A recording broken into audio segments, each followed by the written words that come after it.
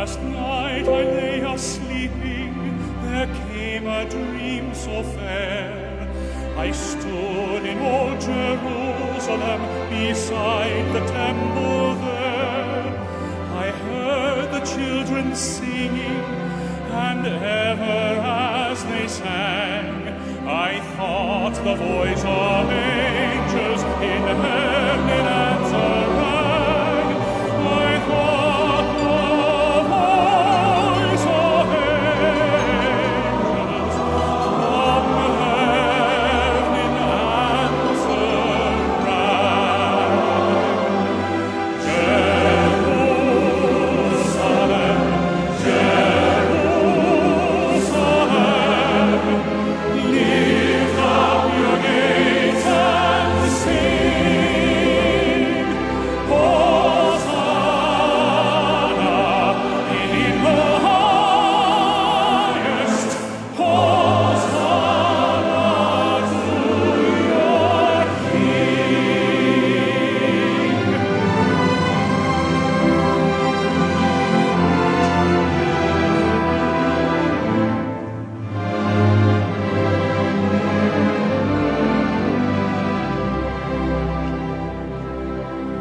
And then I thought my dream was changed, the streets no longer rang.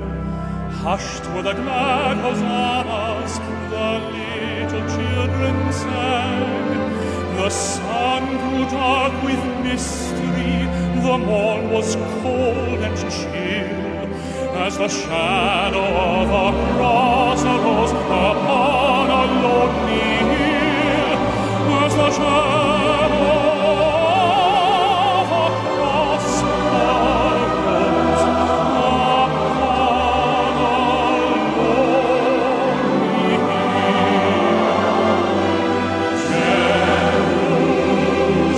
Jerusalem, Jerusalem,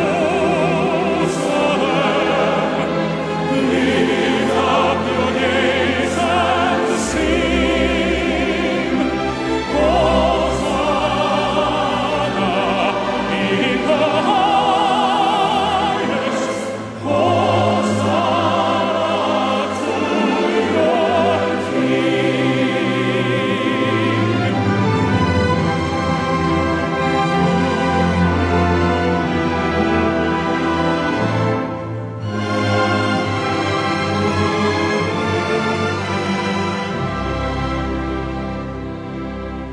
And once again the scene was changed, new earth there seemed to be. I saw the holy city beside the tideless sea. The light of God was on its streets, the gates were open wide, and all who would might enter, and no one was denied. No need of moon or stars by night, or sun to shine by day. It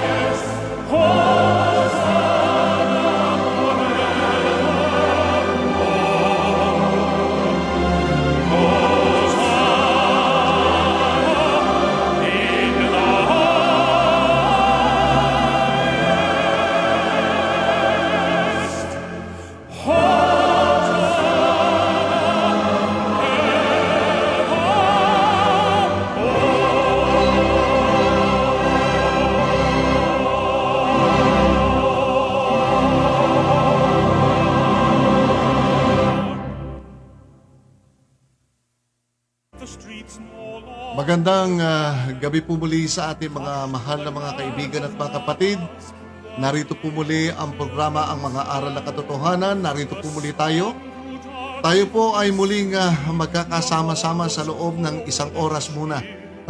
Sapagkat late na ho tayo nakapaghimpapawid mga kaibigan at mga kapatid dahil nagkaroon ng konting problem sa connection po sa data. Sapagkat mga ilang araw po tayo nawala sapagkat ang ating account ay may kumalikot na naman ng aking account. Pinalitan yung aking password.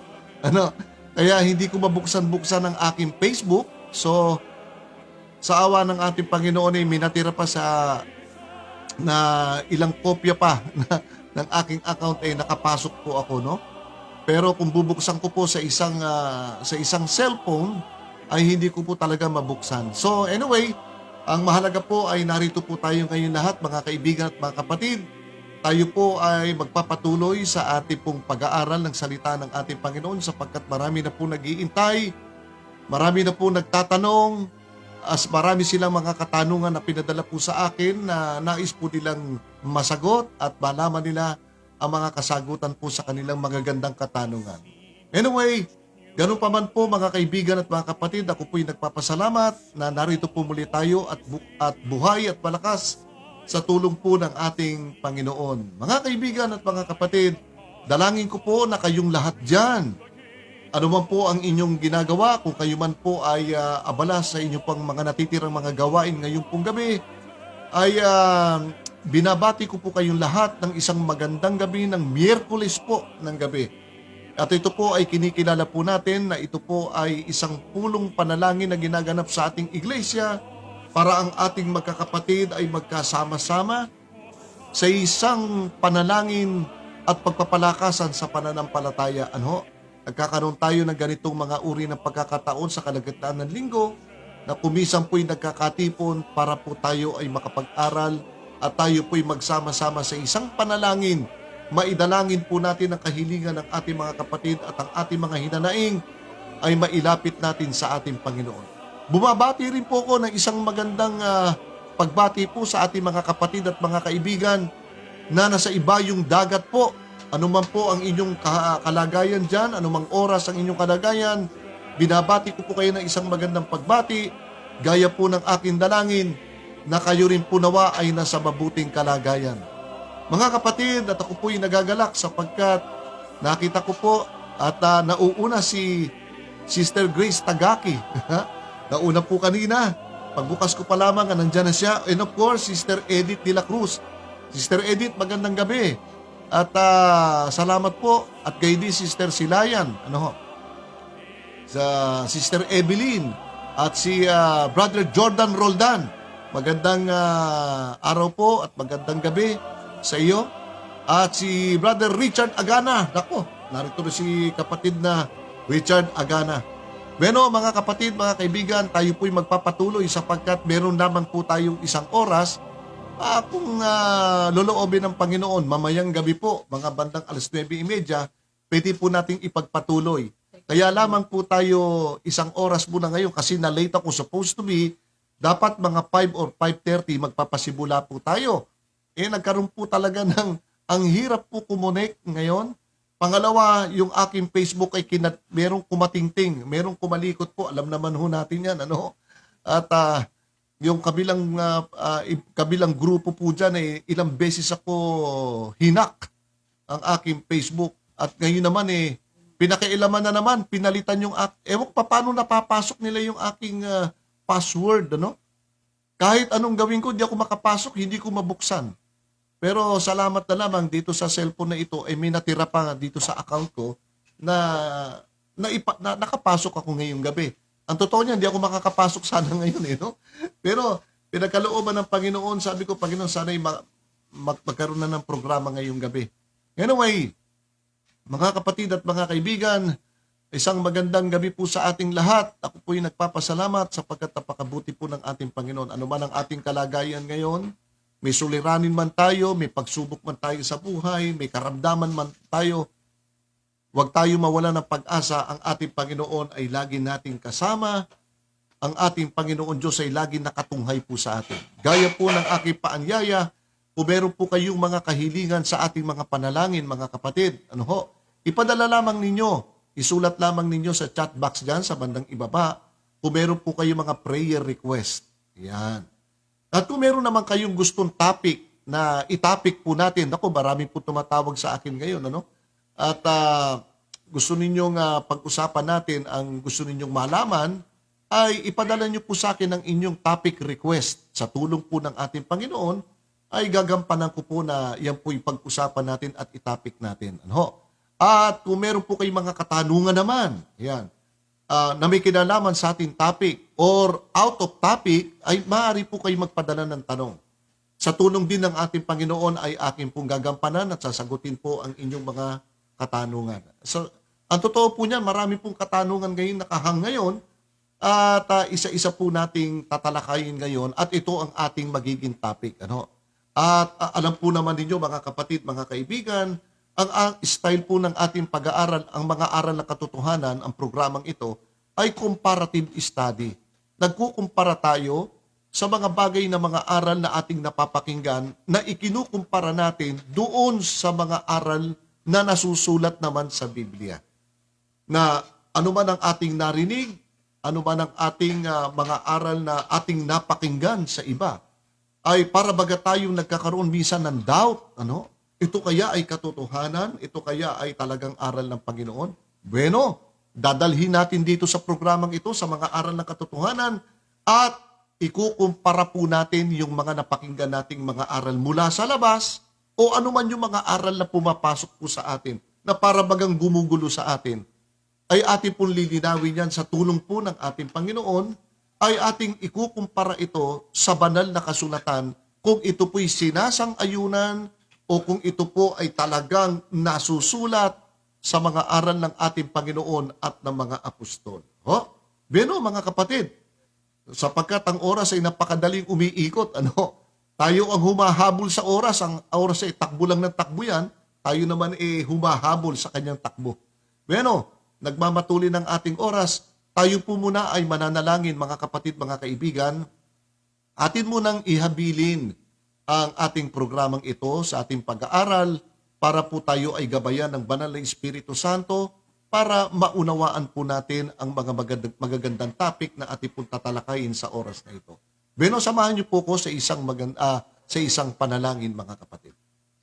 Panginoon po naming Diyos, Ama naming banal na sa mga langit po kayo, nagpapasalamat po kami sa iyong kabutihan. Salamat po sa iyong dakilang pag-ibig. Lalo tigit, Panginoon, nagkaroon kami muli ng oras at pagkakataon na kami magkatagpo, magkakaibigan at magkakapatid sa pamamagitan ng programang ito ang mga aral na katotohanan upang muli po naming tunghayan ang iyong mga ginintuang aral para po sa amin na mga naglalakbay sa makasalanang sanlibutan ito. Upang kami, Panginoon, ay magkaroon ng lubos na pananampalataya at pagkilala sa iyo sa pamamagitan ng mga aral na ito na aming pag-aaralan upang kami, Panginoon, ay makapaglingkod sa inyo na kayo po ay aming naluluwalhati. Naway gabayan po kami, bawat isa, ng inyong banal na Espiritu Santo. Pagpalain dinawa ang programang ito, ang lahat ng ito ay dinadalangin po namin at idinudulog po namin sa matamis na banal na pangalan ng aming tagapagligtas na si Jesus. Amen. Pero mga kapatid, narito na ang ating pasimulang ating pag-aaral sa mga oras na ito. Meron pong nagtanong sa akin, meron pong tumawag sa akin. At sapagkat ito'y tinalakay natin bago tayo matapos ng mga nakaraang araw, sapagkat ilang araw tayo hindi nagkaroon ng on the air, sapagkat nagkaroon ng problema sa data at gayon din dito sa ating gamit. Beno, mga kapatid, meron pong tumawag sa akin at nagtanong. Wika niya, Brother Ray, pwede ba namin maliwanagan yung tungkol sa kasalanan? Ayan, tungkol naman sa kasalanan ang topic. Kasi, totoo ba na yung kasalanan baga, kapag tayo ay gumawa ng kasalanan, agad-agad tinatanggal tayo doon sa aklat ng buhay? Di po ba napag-aralan natin na mayroong 3 uring mga aklat sa itaas ng langit na kinasusulatan ng mga pangalan ng mga banal, kinasusulatan ng mga gawa ng mga banal, at kinasusulatan naman ng mga pangalan ng mga taong hindi maliligtas. Ano? Napag-aralan po natin yan sa mga nakaraang buwan lamang ito noong Nobyembre. Tinalakay po natin yan. Ngayon may nagtanong po, siya po ay nag-aalala, wika niya, minsan kapatid na Ray, ako po ay may nagagawa akong pagkakamali. Kaya sabi ko naman sa kanya, wala naman perpekto sa ibabaw ng lupa. Tayo po ay nagpapaka-perpekto pa lang. Ibig sabihin, nasa proseso po tayo talaga ng pagpapakabanal habang nasa ibabaw po tayo ng lupa. Habang naghihintay po tayo sa pagparito ng ating Panginoon. At samantalang po tayo ay nasa proseso ng pagpapakabanal sa ibabaw ng lupang ito, tinutulungan naman tayo ng banal na Espiritu Santo ng ating Panginoon. Pakinggan po ninyo sa isang magandang talata po ng Biblia na aral ng ating Panginoon na ang mga anak ng Diyos ay kinakailangan ay magkaroon ng tinatawag na holiness sa kanilang kabuhayan. Yung holiness na hinihingi sa atin ng ating Panginoon, yan po ay proseso. Yan po'y meron tinatawag na development. Dinidevelop tayo ng Holy Spirit sa araw-araw ng ating kabuhayan. Hinuhubog tayo ng Holy Spirit. Sa pamamagitan ng mga kapatid, ng ating pananampalataya at siyempre sa pagbabasa po ng Biblia. Hindi ka mahuhubog sa salita ng Panginoon sa iyong pagpapakabanal kung wala kang hilig magbasa ng Biblia. Bakit? Sapagkat ang laman ng Biblia na mga salita ng ating Panginoon, yun po ang magtuturo po sa atin papunta doon sa tinatawag na kabanalan. Pakinggan po natin ang isang napakagandang binanggit ng ating Panginoong Jesucristo na ito'y kailangan natin na mga magkakapatid sa pananampalataya at gayon din siyempre kasama yung ating mga kaibigan yan. Na meron silang willing na sila'y makabahagi sa pagpapakabanal at paglilingkod sa ating Panginoon. Pakinggan po ninyo ang sinabi at kahilingan ng ating Panginoon sa Diyos at para po sa atin. Dito po sa aklat ng Juan, ito'y itinala ni Juan sa kanyang aklat na ito'y mababasa po natin sa Juan 17 na ang bersikulo po ay 17. Pakinggan po natin. Ang sabi ng Panginoong Jesucristo, nung siya'y nananalangin sa Ama, ang wika niya, pakabanalin mo sila sa katotohanan. O, kita niyo, panalangin ng Panginoon, ano? Pakabanalin mo sila. O, ibig sabihin, pinababanal tayo. Saan tayo pinababanal? Sa katotohanan. Yan ang kahilingan ng Panginoon. Tayo'y maging banal sa pamamagitan ng katotohanan. The question is this, ano ba yung katotohanan na dun tayo pinababanal ng Diyos? Ituloy po natin ang basa. Diyan din po sa versikulo 17. Pakabanalin mo sila sa katotohanan, ang salita mo'y katotohanan. Maganda mga kapatid. Ang sabi ni Kristo sa Ama, Ama, pakabanalin mo sila sa katotohanan. Kita po ninyo, concern ng ating Panginoon para po sa atin. Wika niya, pakabanalin tayo sa katotohanan. Ano yung katotohanan? Na doon tayo pababanalin ng Diyos. Ang sabi ni Kristo, pakabanalin mo sila, Ama, sa katotohanan, sapagkat ang salita mo'y katotohanan. Your word is truth. Ang ganda, mga kapatid? Paano tayo mapapabanal sa salita ng Panginoon kung tayo hindi naman nagbabasa ng Biblia? Nandito yung salita ng Panginoon eh. Nandito eh. Nakasulat yung salita ng Panginoon eh. Hindi mo mababasa sa comics. Hindi nyo mababasa sa mga liwayway magazine. Wala dyan. Sa dyaryo, hindi nyo makikita. Kung may makita man kayo, kakapiranggot man lang. Hindi po ba?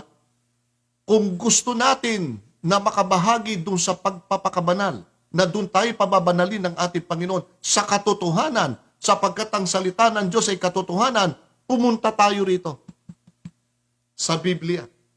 Ito'y punong-puno ng salita ng Panginoon at samantalang binabasa po natin ang Word of God that written in the Bible na nakasulat ngayon dito sa Biblia, mga kapatid. pinababanal po tayo sa pamamagitan ng salita ng Panginoon. Sapagkat according to Christ, God, your word is truth. Ang salita mo ay katotohanan. Napakaganda, ano po, mga kapatid. Kaya, yun po ang kahilingan ng ating Panginoon. Kaya may proseso tayo ng pagpapakabanal. Patuloy tayong sinasaliksik natin ang salita ng Panginoon, pinag-aaralan natin ang salita ng Panginoon, gaya ng ginagawa natin, sinasaliksik natin, nagbabasa tayo ng salita ng Diyos mula sa Biblia, kaya nalalaman po natin, nalalaman natin yung mga salita ng Panginoon, at ito po'y nagtuturo sa atin patungo sa pagpapakabanal. Tandaan po natin mga kapatid, ang pagpapakabanal po ng tao ay hindi po biro. Huwag ho natin gawing biro yan. Ang pagpapakabanal na hinihingi ng ating Panginoon, mga kapatid, yan po'y katotohanan. Pakinggan po ninyo ang isang talata sa Biblia. Napakaganda po nito. Sa Hebreo 12:14. Ipinangaral ng mga apostol po itong pagpapakabanal po natin. Ang sabi sa Hebreo 12:14, tinawagan ni Apostol Pablo ang mga Kristiyanong mananampalataya. Alam niyo po ba kung ano sabi ni Pablo? Pakinggan po natin. Ang sabi ni Pablo, pagsikapan ninyong magkaroon ng kapayapaan sa lahat at ng kabanalan na kung wala nito'y walang sino man makakakita sa Panginoon. Mga kapatid, mga kaibigan, bawat isa po sa atin ay nagnanais na makita natin ang Panginoon. Hindi po ba? Wala tayong bukang bibig. Malapit nang dumating ang Panginoon. Ito na ang palatandaan na nangyayari, si Kristo'y malapit nang dumating ang Panginoon. Pero watch out. Ang wika ng Panginoon, magkaroon kayo ng kapayapaan sa lahat ng mga tao. Peacemaker po tayo, mga kapatid. At ano pa ang kadugtong noon? At ang pagpapakabanal, sapagkat kung ito'y wala sa inyo, sino may hindi makakakita sa Panginoon. Nakita ho ninyo, mga kapatid.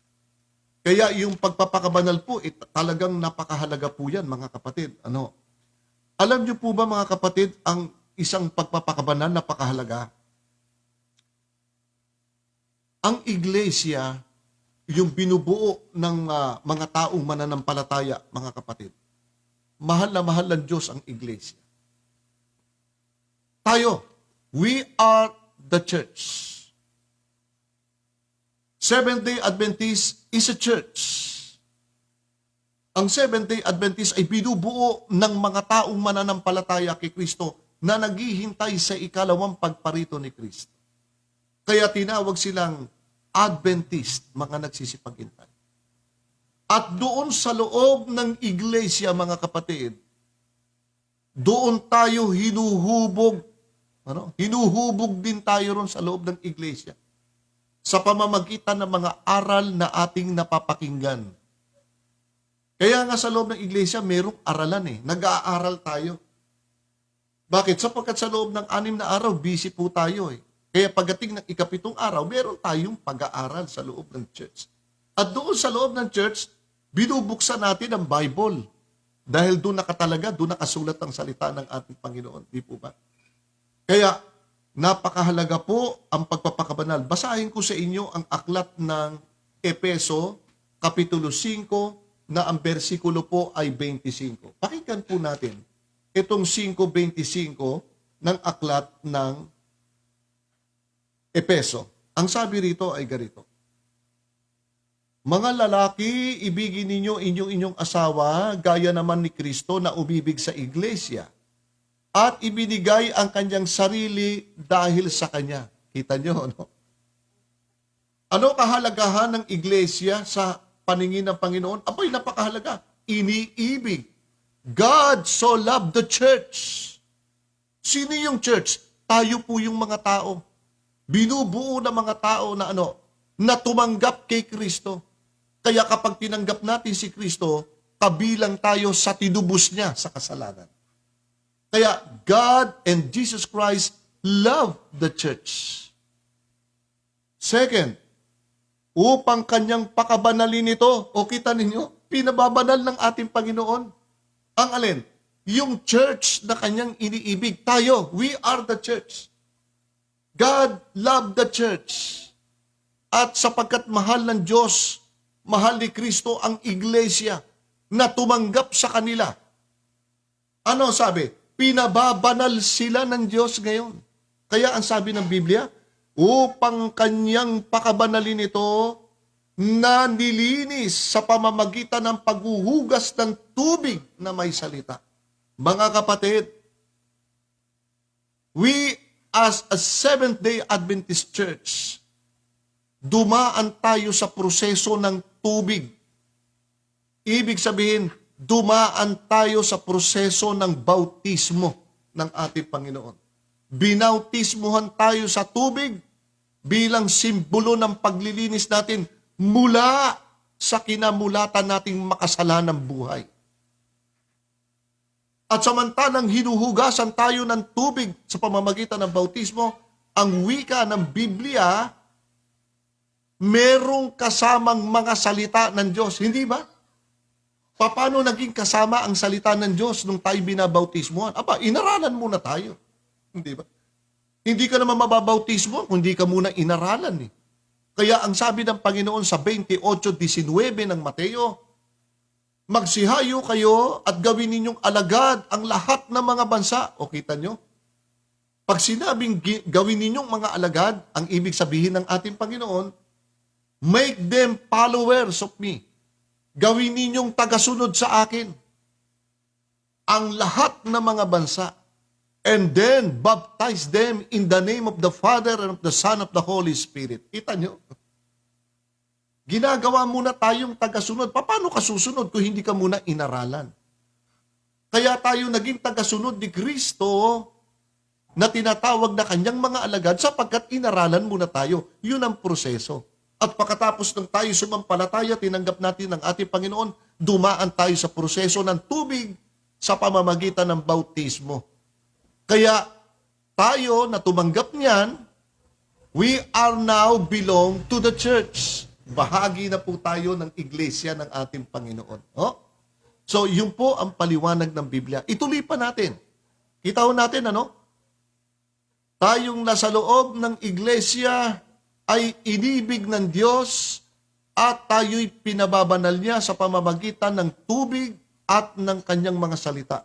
Verse 27, upang ang iglesia ay maiharap sa kanyang sarili na maluwalhati. Kita niyo? Glorified church, maluwalhating iglesia. Bakit? Sapagkat humihiwalay po tayo sa buhay makasanlibutan. Once na tayo ay kabahagi na ng iglesia ng ating Panginoon, tayo ngayon ay hindi na po tayo kabahagi ng makasanlibutang kabuhayan. Hindi na tayo taga-sanlibutan.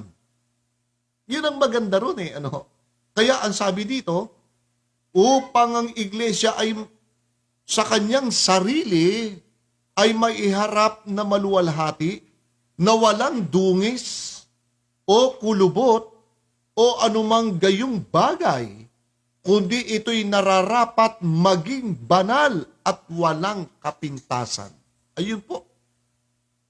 Mga kapatid, yan po ang proseso ng ating pagpapakabanal.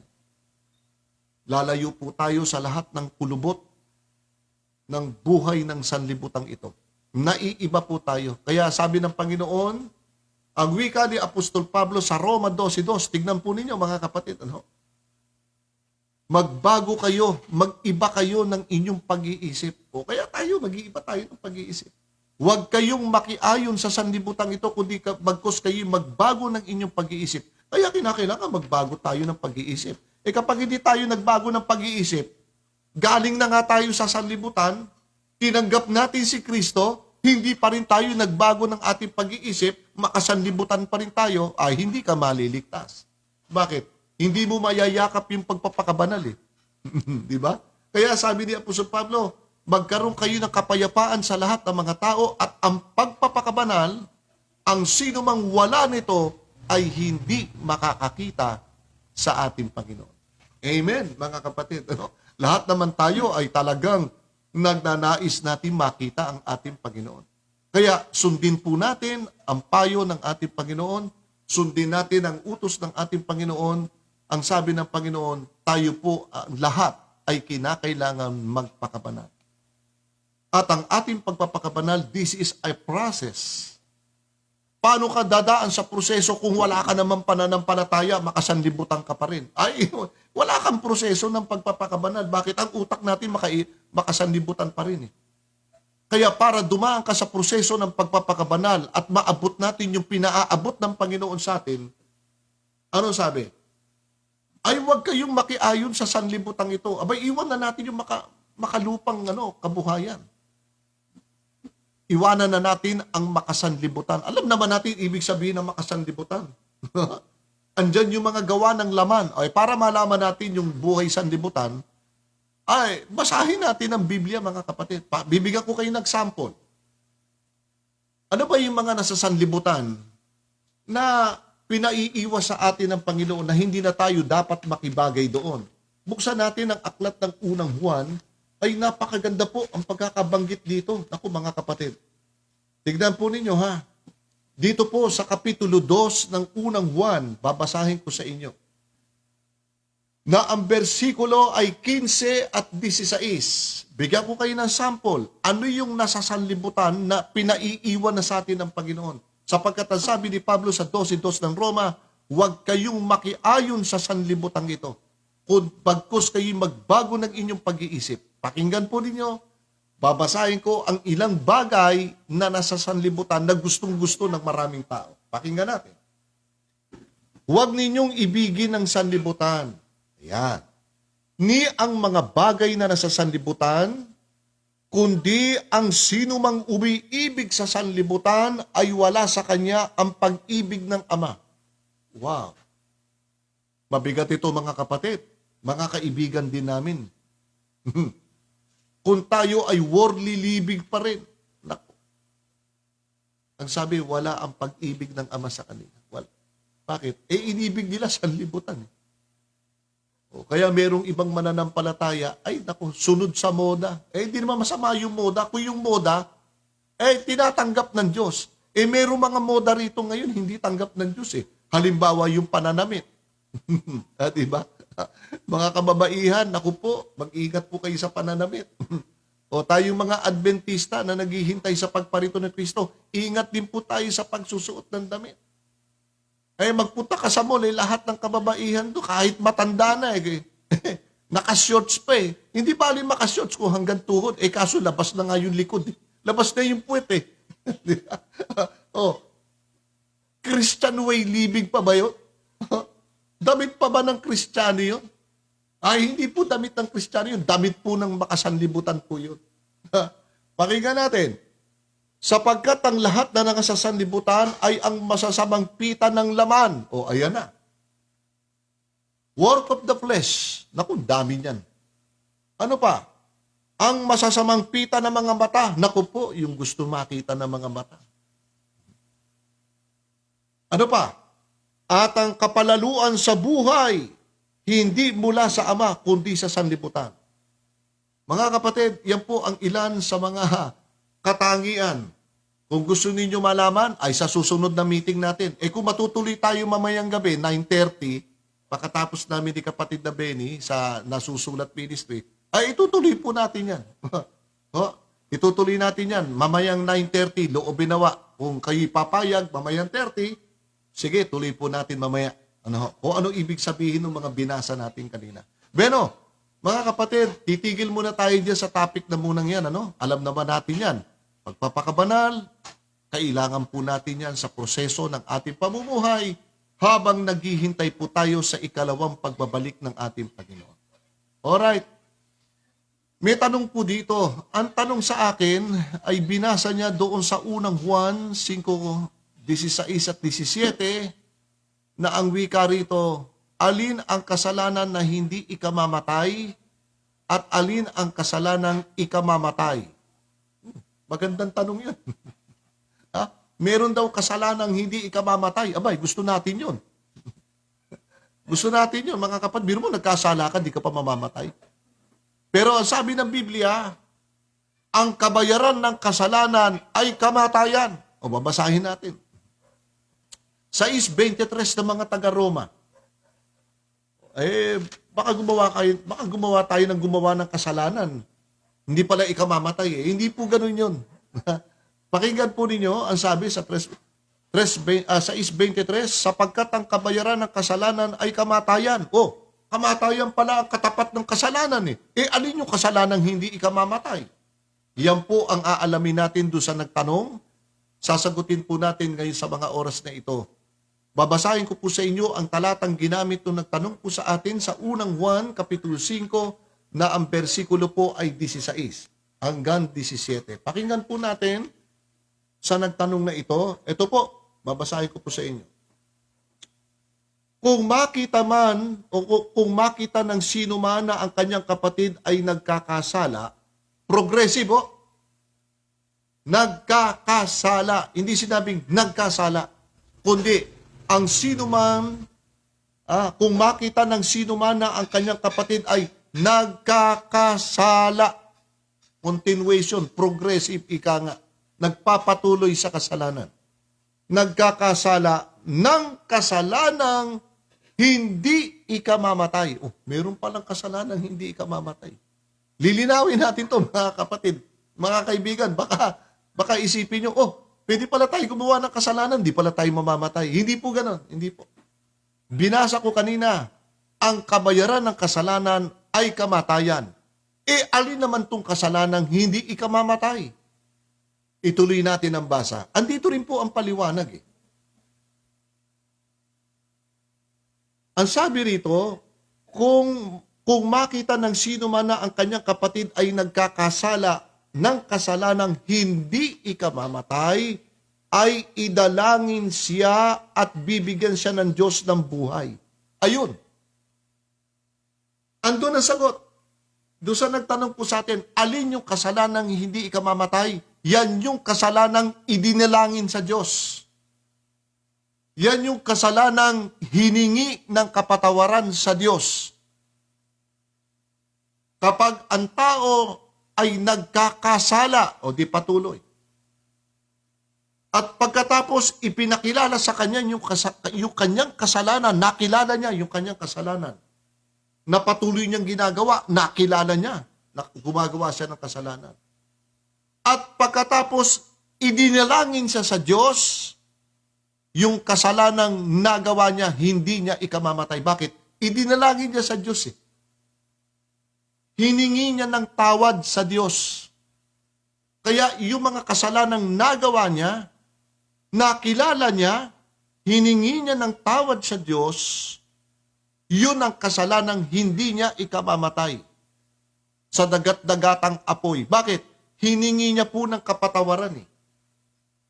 At kapag yung paghingi niya ng kapatawaran ay sincere, wholehearted repentance, talagang nagsisihinayang niya lahat sa Diyos, yung kanyang nagawang pagkakasala, ang katapat noon ay kapatawaran mula sa Diyos. Tapat na pagpapatawad ang gagawin ng Diyos. Pakinggan po ninyo ang isang talata sa unang Juan, sa Kapitulo 1, na ang bersikulo po ay 9. Ito po ang sagot niya. Diyan din sa unang Juan 1:9, ito sabi, kung ipinahahayag natin ang ating mga kasalanan, ay tapat at banal siya na tayo'y patatawarin. O, kita ninyo.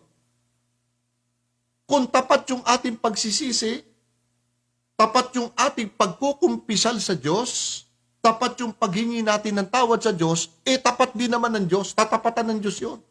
Ano itatapat ng Diyos doon? Di yung tapat na pagpapatawad. Nakita ho natin mga kapatid, di ba?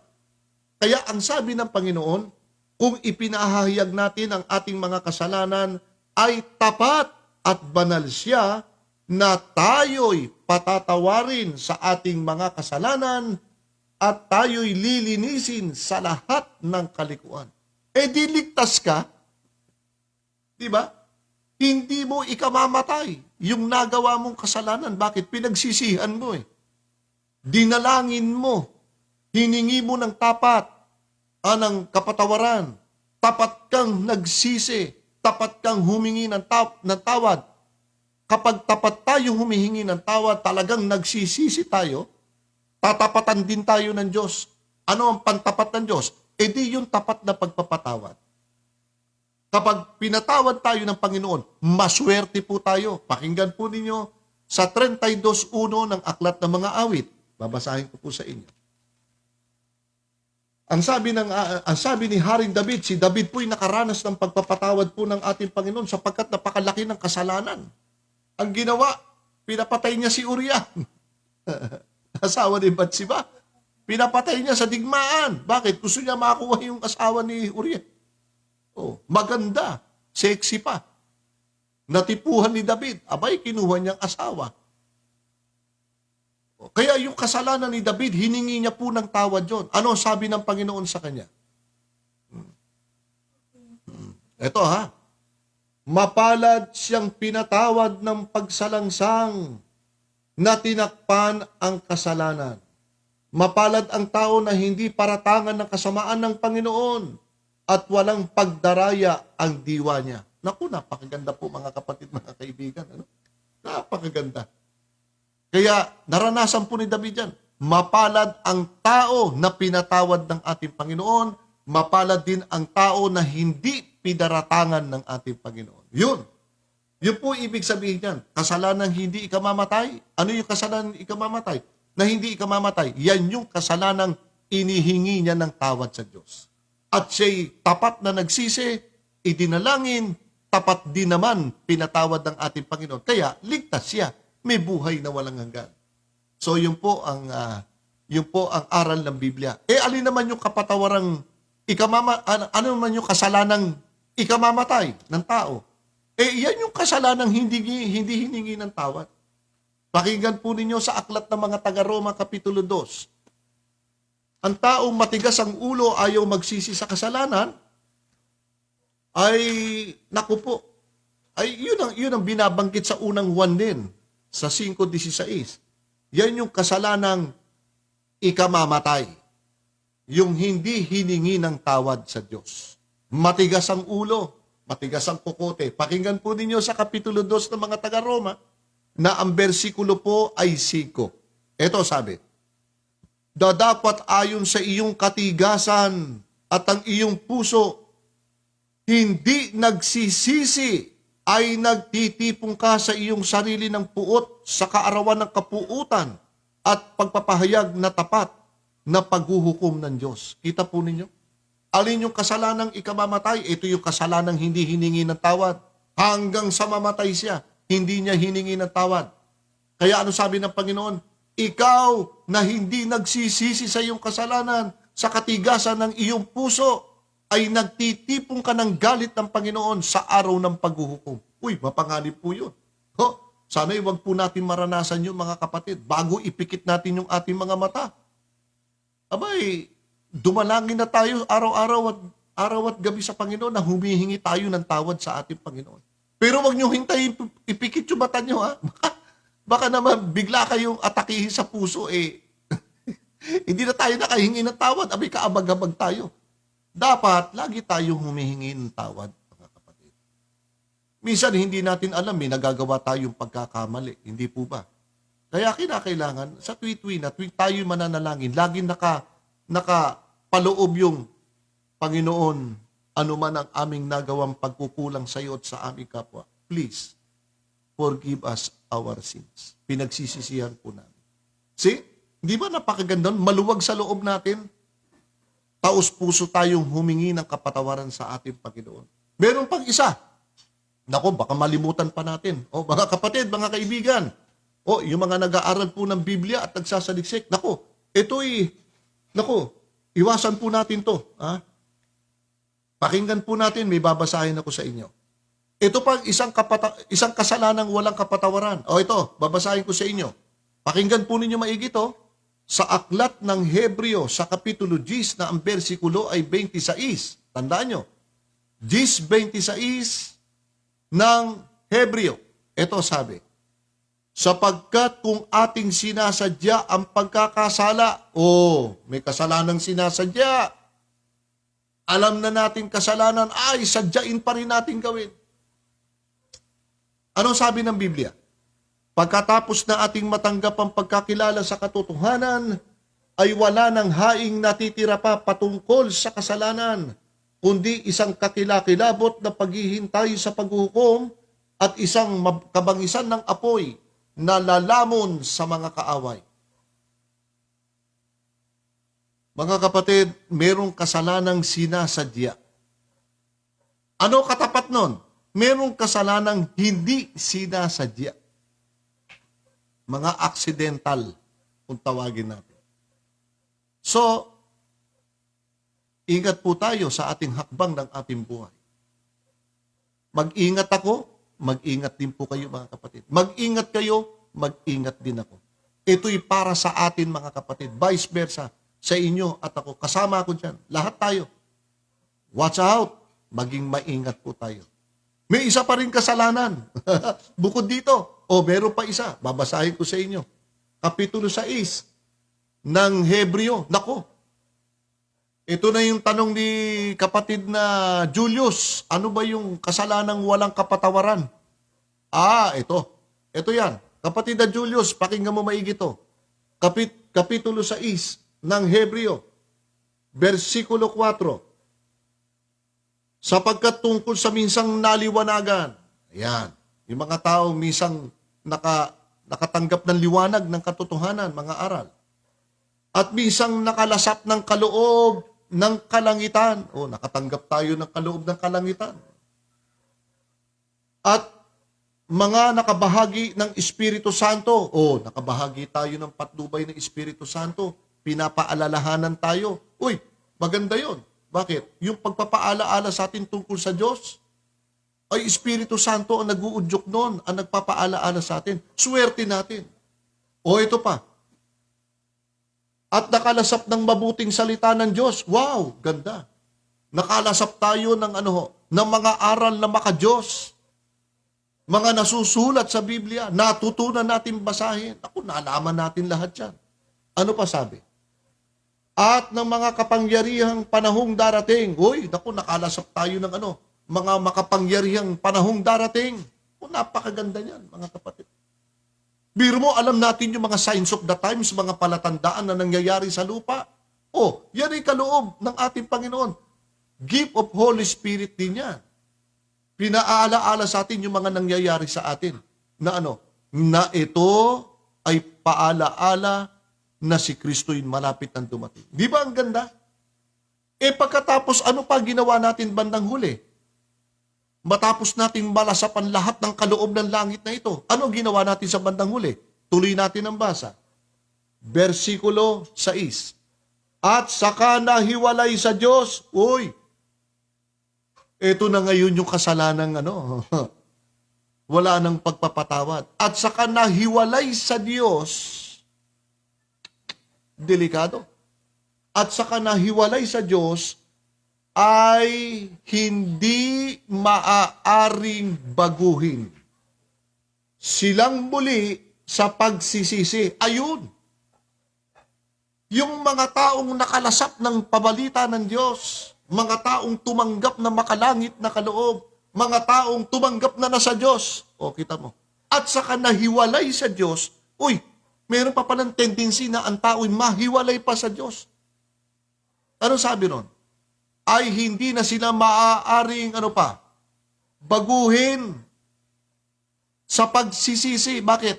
Sapagkat yung mga humiwalay sa Diyos, ayaw na nila magsisi, wala na silang pandama.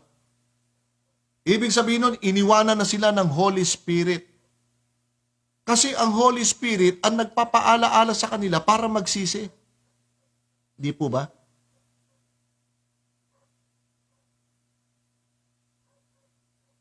Okay. Thank you. Maganda to. Maganda. Mamaya. So, maganda po mga kapatid, Kaya, sana wag na po tayo mahiwalay, sa inyo at sa akin, ay minsan dumarating din yung mga ganyan mga bagay. Mayroong mga pagsubok para bagang nanlalamig tayo. Siyempre, kaya nga pagsubok eh. Kaya tayo nakakadama ng panlalamig minsan kasi nga pagsubok yun. Yun ang proseso ng pagsubok. Minsan sasabihin natin, pahinga muna ako. Bahagi yun ng pagsubok. Di muna ako magsisimba. Kapag hindi ka na nagsimba, tapos ka na. Si Satanas, abang binabanggit mo yon, nanghihina ako. Sabi ni Satanas, wow, beautiful. Nanghihina. Nice! Di ba? Parang wala akong gana dumalo na. Yes! Sabi ni Satanas, yes! That's good! That's good! Bakit? Sabi sa Biblia sa Kapitulo 10 ng mga Hebreo, huwag ninyong pabayaan ng inyong pagkakatipon. Ang gusto ni Satanas, pabayaan nyo pakikipagtipon. Huwag na kayo makipagtipon. Istorbo lang yan sa barkada. Istorbo yan sa pamamasyal niyang pagtitipon nyo sa iglesia. Istorbo yan sa mga, gawain mo sa bahay. Ang dami mong gagawin sa bahay. Ang dami mong problema, tapos makikipagpulong ka. Istorbo yung pulong na yan. Yan ang sabi ni Satanas. Kaya, mahirap, mga kapatid. Mahirap po yan. Kaya, ingat po tayo. So, yun po ang ating sagot doon. May tanong sa akin ikalawa rito, saan daw mababasa sa Biblia, ito, tinanong sa akin ito, saan daw mababasa na sa Biblia na ang pangingilin at pagsamba sa Diyos sa araw ng Sabat ay sunset to sunset, sabi rito. Ito, nabasa ko sa cellphone, no?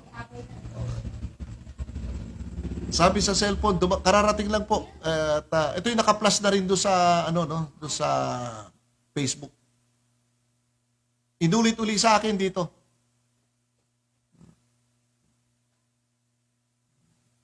Ang sabi rito ay, saan daw natin mababasa? Bakit kayo mga 7-day Adventist ang pangingilin nyo, sunset to sunset? Saan ba sa Biblia yan? Nasa Biblia po, hindi naman namin gagawin niya kung wala sa Biblia eh. Pahirapan namin ang aming sarili? Sunset to sunset? Kung yung may utos nga ang Diyos sunset to sunset, yung iba nga half day lang kumangilin eh. Hindi ba? Nasa Biblia po, utos po yan. Kasama po yan sa kautusan ng ating Panginoon. Kasama po yan sa proseso ng pagpapakabanal po natin, mga kapatid. Ang pangingilin po ng araw ng Sabado, yan po ay proseso ng ating pagpapakabanal, mga kapatid. Kasama yan sa pagpapakabanal. Huwag niyong aalisin yan. Kapag inalis niyo yung pangingilin na pagsamba sa Diyos ang araw ng Sabado, hindi na kumpleto pagpapakabanal niyo. Bakit? Ano sabi sa Biblia? Exodo 20, versikulo 8. Alalahanin mo ang araw ng Sabat upang ipangilin. Versikulo 7.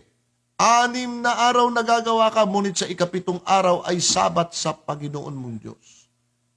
Sa English version, remember the Sabbath day to keep it holy. Kita nyo? Alin daw yung to keep it holy? Alin daw yung pananatilihin nating banal? Yung 7th day na pangingilin. Iingatan daw natin banal. Kita nyo? Pag iningatan mo yung pangingilin ng araw ng Sabat, nakakabahagi ka sa pagpapakabanal. Kaya sabi ng Panginoon, magpakabanal kayo eh. Yung pangingilin ba ng Sabat, nakapaloob ba yung pagpapakabanal doon sa pangingilin ng Sabat? Yes. Remember the Sabbath day to keep it holy. See? Kaya kapag nangingilin tayo ng araw ng Sabado, iniingatan natin yung pangingilin ng araw ng Sabat. That is a part of our what? Holiness, pagpapakabanal. Kasama po yan, mga kapatid. Ngayon ang tanong, saan nyo naman nabasa na yung pangingilin at pagsamba sa araw ng Sabado ay sunset to sunset? Di babasa tayo. 23:32 ng Levitico. Inyong ipangingilin ng aking Sabat. Mula sa paglubog ng araw hanggang sa paglubog, ipangingilin ninyo ang aking Sabat. See? 23:32 ng Levitico. Ando dun po yung utos. Sunset to sunset ang pangingilin. Yan po'y bahagi ng proseso ng ating pagpapakabanal, mga kapatid. Alright, may tinatanong pa rito isa pa, no?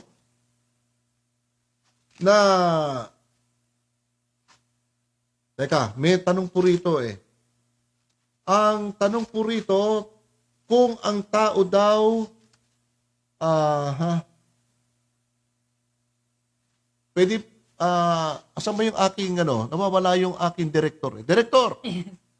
Masisisanti na naman ito eh. Okay. Thank you, Direk. Eto, bigay ni Director.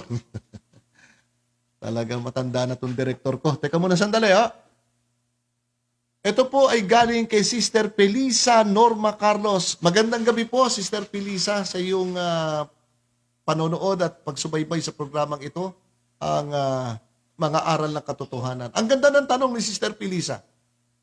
Ask ko lang po, pagkatapos magdasal, yan. Ibig sabihin niya, pagkatapos daw natin manalangin at humingi ng tawad, papaano po malalaman na napatawad tayo? Wow!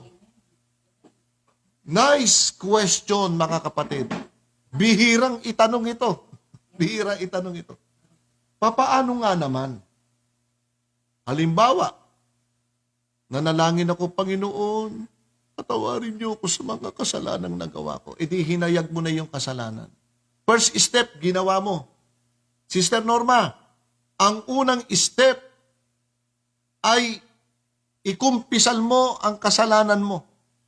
Ikumpisal natin ang ating kasalanan. Lahat kukumpisal po natin. Hanggat natatandaan mo yon, mga kasalanang nagawa mo, ang first step doon ay ihayag natin sa Diyos ng buong puso na mayroong buong pusong pagsisisi. Yan po'y mababasa ninyo sa unang Juan, Kapitulo 1, na ang bersikulo po ay 9 na binasa natin kanina. Ang sabi ron, kung ipahahayag natin ang ating mga kasalanan sa Kanya, siya'y tapat na tayo'y patatawarin. Yan ang first step na gagawin po natin. Ngayon, merong nagalit doon, no? Kanina, kamaya. Ngayon, pagkatapos ngayon na maihayag na natin yung ating kasalanan sa Diyos, hiningi na po ng tawad, ano ang second step para sa atin? O ito, babasahin ko po sa inyo, ikalawang hakbang. Sa Kapitulo 21 ng Aklat ng Mateo, na ang bersikulo po ay 22. Pakinggan po natin ito. At lahat ng mga bagay na inyong hingin sa panalangin, o Sister Norma, hiningi nyo sa panalangin nyo na kayo patawarin sa kasalanan. Ano sagot sa inyo ni Kristo? Lahat ng hingin ninyo sa inyong pangapanalangin na may pananampalataya ay inyong tatanggapin. Amen, Sister Norma? Ayun, ang sagot ng ating Panginoon. Kung ano man yung hiniling natin sa panalangin na mayroong tapat na puso, tapat na pagsisisi, tapat na paghahayag sa ating Panginoon, kinumpisal mo lahat, wala kang nilihim sa Panginoon. Ano ang sabi ng Panginoon? Lahat ng hiningi mo sa akin sa panalangin, na merong kalakip na pananampalataya ay tatanggapin mo. Ang alin? Ay di ka patawaran. Maswerte ka, Sister Norma. Kaya ang sabi ng ating Panginoon sa Aklat ng Mga Awit, 32:1, mapalad ang taong pinatawad sa kanyang mga kasalanan. So yun po ang ating sagot doon. Kapatid na Norma, kailangan po natin may kalakip na pananampalataya. See? So yun po ang ating kasagutan sa magandang katanungan. Beno mga kapatid, marami pa pong mga tanong na pumapasok po sa atin ngayon. Ano ho? Sa mga oras na ito ay pansamantalang titigil muna po ako mga kapatid. Huwag kayong mag-alala. Mamayang 9:30, ako po ay babalik po sa inyo. Promise ko po yan. Ano? Loobin ng Panginoon na ako po ay babalik sa inyo ng sa ganap na 9:30 ng gabi. Ho? So, pansamantalang titigil muna tayo rito at ako naman po ay maghahanda sa susunod na programa namin ngayon. Abangan po ninyo ang susunod na programa. Na programa namin ni kapatid na Benny Pelomino. Ho? Ang nasusulat ministry ni Kamenong Legacy. Mamaya po, 7:30 po yan. Asahan ko po na kayo po ay susubaybay sa programang yan mamaya pong 7:30. So, pansamantala, ako po ay magpapaalam muna sa inyo. Maghahanda po ako para sa susunod na programang ito. So, mamayang 9:30 pagkatapos po namin ni kapatid na Benny sa ganap na 9:00, 9:30 ng gabi naman, itutuloy po natin itong ating topic sapagkat marami pa po mga tanong na pumasok po ngayon na kailangan sagutin ko rin naman. Ho? So maraming salamat po sa inyong pagsubaybay sa loob ng 1 oras muna. Mamaya po ay itutuloy ko sa ganap ng 9:30. Ho? Konting tiyaga lang po tayo sapagkat napakaganda po ng ating mga topic na ating pinag-aaralan. Ho? Kaya itong pansamantalang oras na ito ng ating programa, ako po ay nakikiusap na sana po'y i-share ninyo sa ating mga kaibigan upang makarating naman ang pabalita ng ating Panginoon sa kanilang lahat. Ho? Pwede rin kayo pumunta sa YouTube. Meron po tayo sa YouTube. I-share po natin at mapapanood nyo po yung ating mga nakaraan o previous na ating tinalakay. So, maraming salamat po. Tayo po'y manalangin sa pansamantalang paghihiwalay po natin sa oras na ito. Ama naming banal, maraming salamat po sa napakagandang mga pabalita mo sa amin. Kayo po'y nagbibigay ng pag-asa sa amin. Opo, kami po'y makasalanan. Kami po'y sa tuwi-tuwi na'y nakaagawa ng pagkakamali sa aming buhay.